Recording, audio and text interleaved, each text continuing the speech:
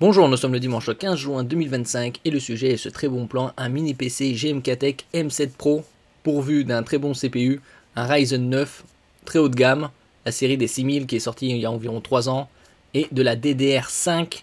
C'est assez rare de trouver de la DDR5 sur des mini PC à moins de 500 euros. Il est à 484 au lieu de 519, 509 précédemment. Donc sous la barre des 500 et également en 32 Go de RAM et 1 Teraoctet de SSD. Nous allons voir un peu plus en détail les specs de ce mini PC. N'oubliez pas de vous abonner pour plus de news sur le monde de la high-tech ainsi que les bons plans, également sur mon Twitter et en description sous toutes mes vidéos. Vous pouvez les retrouver dans mes playlists. Il y a également les bons plans concernant les téléviseurs. À partir de 499 euros, vous avez 10% de réduction. Vous aurez le lien à la fin de cette vidéo. Alors en ce qui concerne les specs de ce mini PC GMK-Tech M7 Pro, il est équipé d'un CPU AMD Ryzen 9, donc très haut de gamme, 6950H, qui est sorti il y a environ 3 ans en ce qui concerne la série des 6000.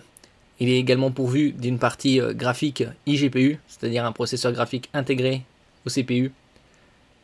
Radeon 680M, suffisamment puissant pour jouer en Full HD avec les paramètres bas.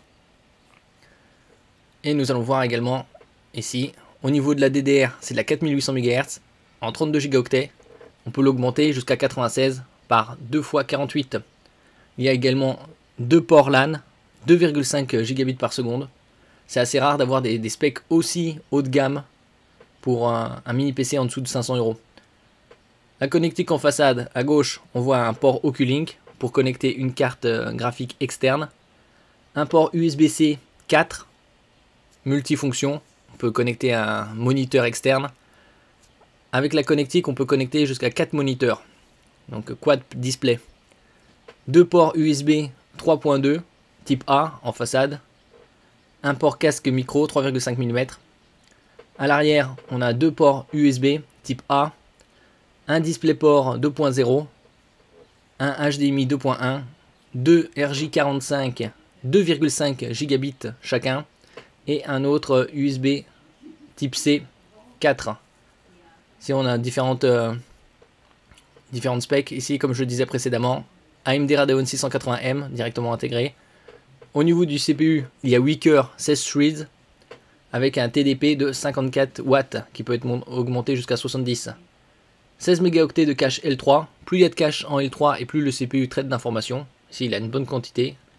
La gravure 6 nanomètres, ça reste l'une des plus fines sur le marché, puisque 6 nanomètres c'était la série des 6000 sortie il y a 3 ans. 4 display, donc HDMI 2.1, DisplayPort 2.2 et 2 USB 4.0.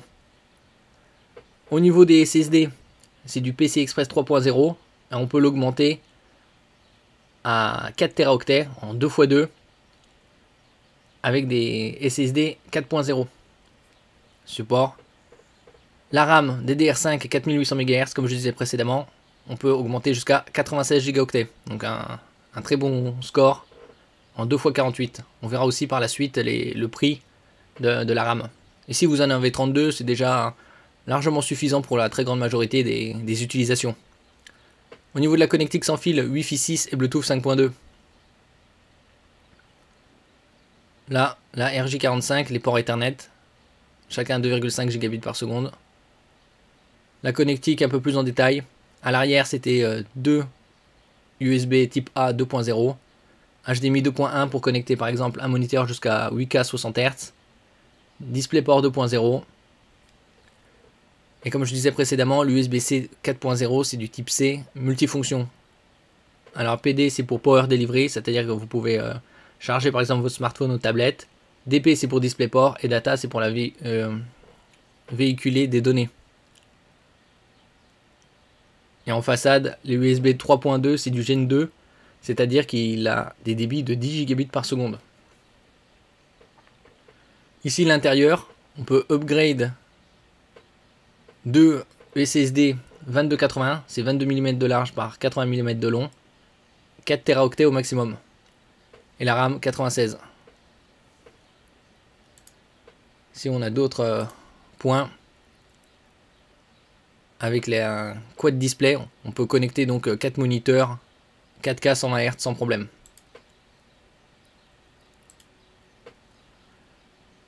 Ici au niveau du bruit, vous avez également des différents modes. Silent mode 35 watts, balance mode 54, performance mode 65 et le top du top 70 watts. Là comme on peut le lire, the VRAM memory allocation can be adjusted up to 16. C'est-à-dire la VRAM pour la partie graphique, elle peut être ajustée jusqu'à 16 Go. Ici on a différents modes et la température et le bruit. Mode silencieux 50 degrés Celsius au niveau du CPU, 32-35 décibels, donc c'est très silencieux. En mode normal 54 à 60 watts, vous avez 65 degrés Celsius, 36 à 37 décibels au niveau du bruit. Et performance 65-70 watts, 75 degrés Celsius, donc ça reste relativement bas vu la performance. Et 39-40 décibels. Et il est livré avec Windows 11 Pro. Donc c'est des très bonnes specs pour un mini PC en dessous de 500 €.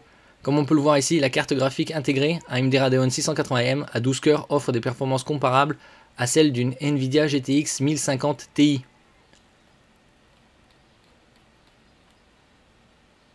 Là on a d'autres, tout ce qu'on a vu précédemment. Ici préinstallé Windows 11 Pro. En ce qui concerne les SSD en PCI Express 4.0, par exemple 2 Teraoctets, comme le Western Digital Black SN7100, avec des très bonnes performances, lecture 7250 mégaoctets et écriture 6900 mégaoctets à 122 €.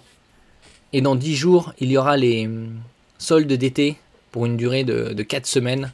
Donc il y aura probablement encore des meilleures offres en ce qui concerne tout ce qui est SSD. Probablement une dizaine ou vingtaine d'euros de moins.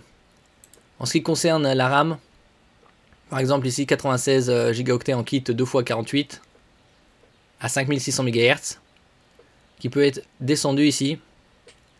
La RAM 5600 MHz peut être downcloadée, c'est-à-dire avec une fréquence inférieure à 5200 ou 4800 si les spécifications du système ne supportent pas ces vitesses. Donc là c'est à 207, probablement lors des soldes d'été ce sera en dessous des 200 €.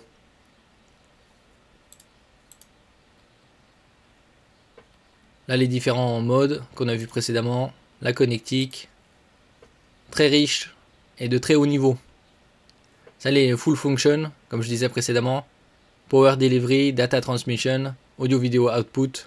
Ça c'est l'avantage des ports USB 4.0 type C, donc multifonction. Là vous pouvez connecter avec l'Oculink en façade une carte graphique externe.